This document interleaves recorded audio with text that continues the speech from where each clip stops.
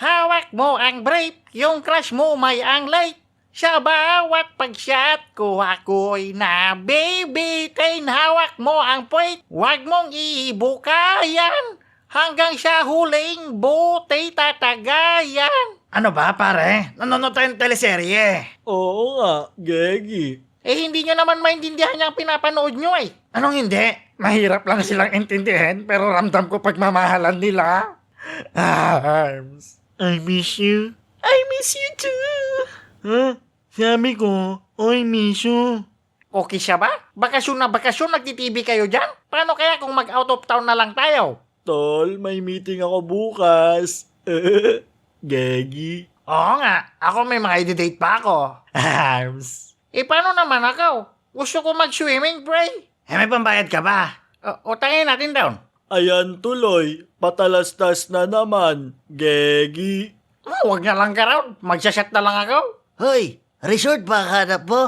Pare, resort daw oh. Saan? Bahay bakasyunan? Mag-swimming? At libreng pagkain? Wow, arms na arms yan ah. Solid, Gegi. Parang di naman totoo yan. Taka, totoo to. Oh, totoo kasi yan, pare. Oo nga, Gegi. Okay, Nam, sumagot sa akin yung TV? Makinig ka kasi. Okay, sorry. Gusto mo ba ng lugar para magbakasyon? Gegi, oo. Mag-swimming sa dagat at sa swimming pool? Oo naman. At syempre, libreng food trip sa buong bakasyon? Sagot! Oo, pre. Ano ba to, video call? Puwes! Dito na kayo ng mga tropa mo sa last resort. Kung saan tahimik sa umaga at party-party naman sa gabi. Gusto ko yan. Ako din, Gegi. Ang tanong, may alak ba? Aba oo naman, saan ka nakita ng party na walang alak ha? Christmas party. Bonak ka ata eh. Bakasyon ang usapan. Atong Christmas ay papansin. Teka. Inaaway ata ako ng tao sa TV ah. Hindi yan, pare. Patalastas yan, oh. Kaya kung gusto nyo ng payapang bakasyon at ma-enjoy ang oras nyo, dito na kayo sa Last Resort. Tumawag lang sa number na ito. Paalala, ang bawal na gamot ay hindi gamot at hindi pwede paggamot sa anumang uri ng gamot. Parang maganda yun ah. Di ba? Tawagan na natin, pare. Sige. Hello? Anong kailangan mo? Jen. Ha? Ay, sorry. Tumawag pala kami, pre, para doon sa resort na nakita namin sa TV. Resort? Oo, pre. Yung last resort, yung palatastas sa TV. Patalastas. Palasatsat. Patalastas. Palasalsa. Wow! Bastos ka! Oh, ba't ako nadamay dyan? Gegi. Ayun nga, pre. Gusto sana namin magbakasyon sa resort niyo. Ah! Oo, sa akin yun. Talagang sa akin yun. Oo, sa'yo nga. Pwede pahiram, pre? Kapal mo naman. Okay, Nam. Sabi sa TV, libreng gamitin yun eh. Ay, oo pala. Sorry, sir. Ako nga po pala si Jack. Bali, kailangan lang po namin ang pangalan nyo at kung ilan po kayo, sir. Isa. Mag-isa lang kayo, sir? O, ba't umiyak? Alam ko namang single ako, pero bakit mo naman ako gaganyanin? Taka, ilan kayo pupunta sa resort? Ay, okay. 3 kami, pre. Oh. Ano mga pangalan nyo, sir? Douglas lang pangalan ko, pre. Oh, yung iba pangalan, sir. Douglas lang, pre. Pero minsan, pag dumadaan ako sa street namin, siyempre may mga doon, may mga chika babies, ganyan, yung mga tambay down. Ang tawag sa akin, James Real, ganon. Oh, James Real. Sabi ko naman, I'm sorry, busy ako. Tapos yung kainuman ng lolo ko, si Lolo Manny, tawag niya sa akin, Curly Taps. Gunggong, pangalan na ba kasama mo? Okay, Jonathan at JR, pre.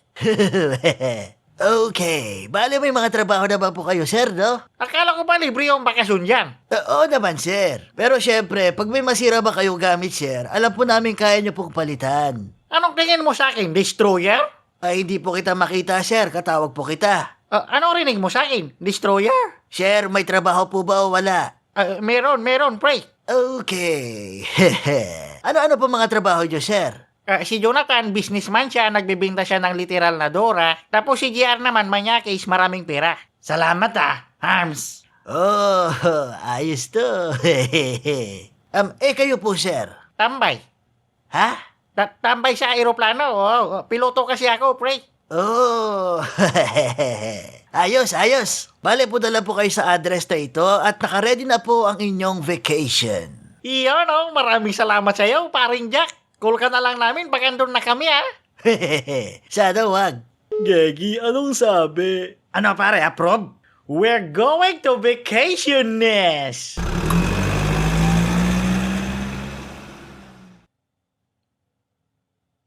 Akala ko ba resort? Ito yung nakalagay sa address eh. Gagi, ang crappy. Tsaka ano ba kayo? Malay nyo may swimming pool sa loob, di ba? Walang swimming pool sa loob. Pare, buong araw na tayo naghihintay dito. Sabi mo bakasyon. Oo nga, Gagi. Wala pa man din ako dinala ngayon. Hindi ko nga rin makall si Jack eh. Paano yan? Sige, ganito na lang gawin natin, okay? JR, punta ka sa kusina, maghanap ka ng signal. Ikaw naman, Jonathan, punta ka sa second floor, maghanap ka ng pagkain. Eh ikaw, anong gagawin mo? Manonood ako ng TV. Daya mo, Gagi. Malay mo, pre, mabalita, di ba? Tsaka ba't ba kayo nagre-reklamo? Nilibre ko na nga kayo ng resort eh. Sa bagay. Oo nga, Gagi. Hay, buti na lang may TV dito. Breaking news! Lumalaganap ngayon ng isang serial killer na nambibiktima ng mga tanga. Ayon sa mga nakatakas, nagpakilala daw ang suspect sa pangalang Jake the Ripper. Ito ang guhit na larawan ayon sa mga biktima. Hala, nakakatakot naman yan. May pabuyang 10,000 sa kung sino man makakapagbigay ng lokasyon ng suspect. Paalala lang, mag-aral na mabuti para buhay ay pumogi. Excuse ka na, ito si Steve.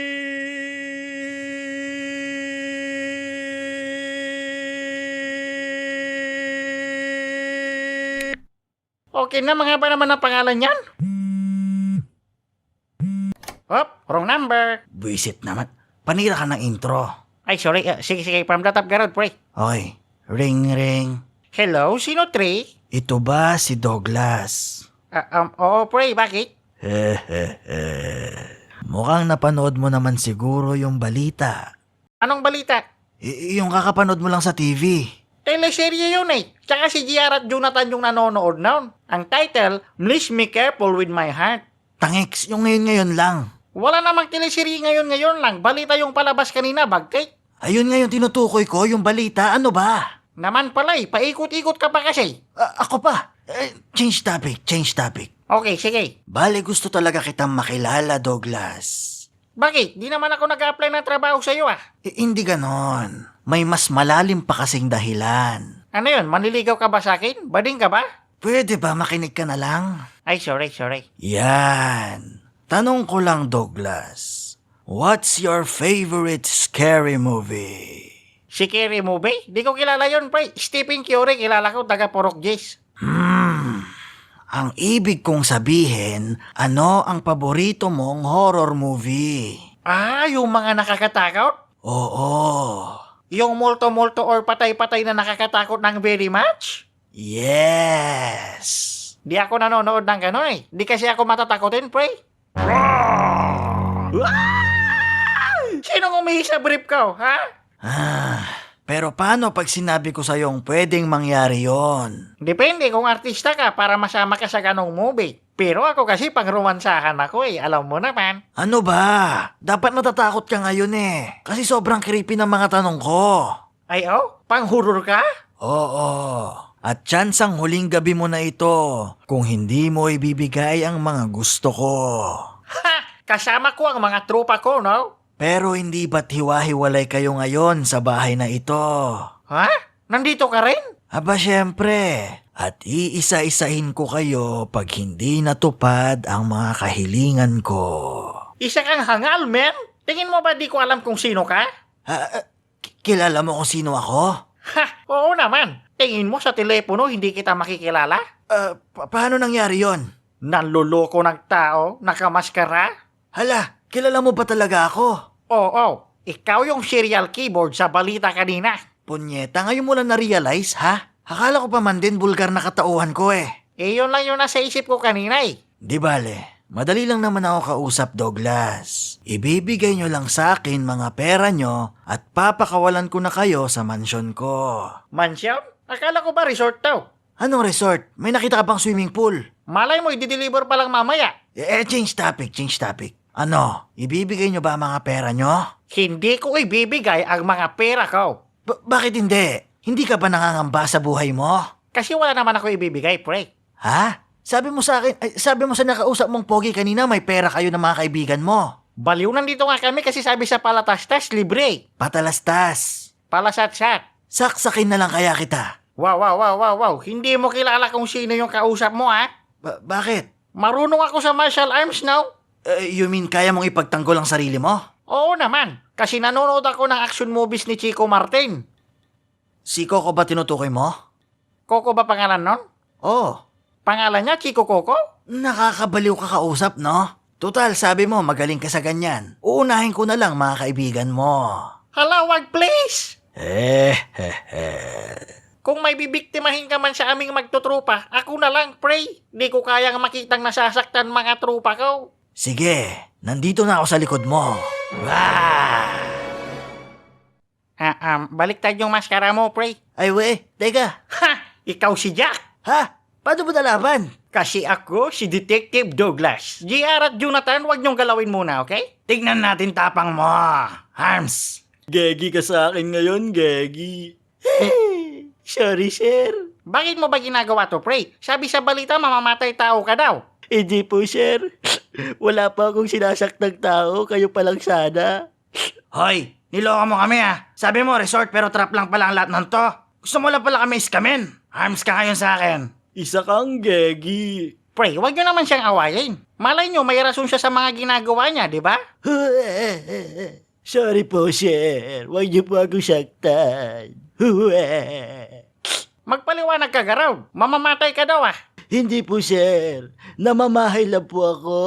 Kaya ko lang po ito ginagawa kasi pambayad ko lang po sa buwis ng bahay po na ito. Bahay mo ito? Opo, sir. Pamana po sa akin ang lolo ko. Pag di ko po nabayaran yung darating na buwis, baka bawiin po sa akin ito ng gobyerno o mga kamag-anak ko. Bakit hindi ka na lang kasi magtrabaho? Hindi po ako tinatanggap, sir, kasi pangit daw po ako. Grabe naman yung mga yon. Magnegosyo ka na lang, Pray. Di rin ako tumatagal, sir, kasi sabi ng supplier ko, pangit daw po ako. Grabe manglait yung mga yun, Kaya kayo sabihin niyo po sa akin, ano po magagawa ko sa lagay ko, sir? Wala, Pray. Pangit ka Ano ba, pare? Hindi ka nakakatulong. Arms. Gegi, pangit Hoy, wag mo kang sabihan ng ganyan. Ano ka ba? Pray, walang pangit sa mundo, ha? Tandaan mo yan. Opo, sir. Salamat po. Kaya kung ako sa'yo, bumalik ka sa mundo mo. Dinagdagan mo ba? Buti ba nga kayo, sir? Kahit mabaho, at least hindi ganito kapangit. Mabaho ako? Pare, patigilin mo na pag-iyak niyan. Nangingitim na, Oo, tama na, Pray. Huwag ka namang masyadong hard sa sarili mo. Ano naman kung pangit ka, di ba? Ang importante, hindi ka pogi.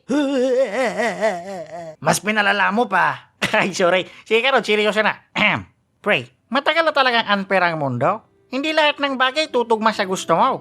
Buti pa si ganito, may ganyan. Ba't ako ganito lang? Buti pa ako, pogi, ikaw kalbong maitim. Ha? Ang ibig kong sabihin, Pray, sa oras na itinigil mong ikumpara ang sarili mo sa iba, doon ka magiging masaya. Tsaka walang sapat na rason para manloko at manakit ng tao, Pray. Mas maganda pa rin matuto sa paraang mahirap kaysa sa shortcut na masama naman, di ba? Salamat po, sir. At sorry po ulit. Ano ka ba? Okay na yun, Pray. Kung gusto mo, tulungan ka namin kumita ng pera pambayad mo dito sa bahay. Gagawin niyo po talaga sa akin dyan, sir? Aba, oo naman. Tropas for life na rin kita, no?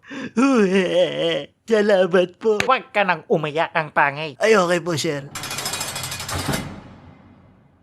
Huli ka, kalbo. Ano to, Douglas? Sabi mo tutulungan mo ako.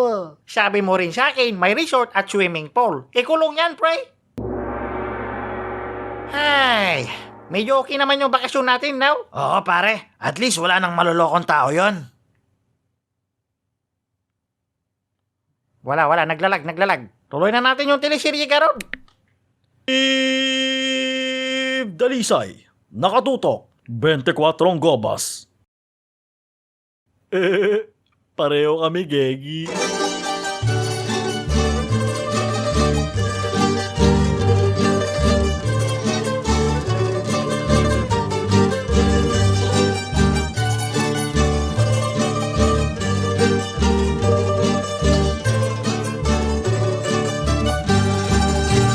Paalala, ang bawal ang gabot ay hindi gabot at hindi pwede pagkabot sa nabukuri kanunubo. Ha?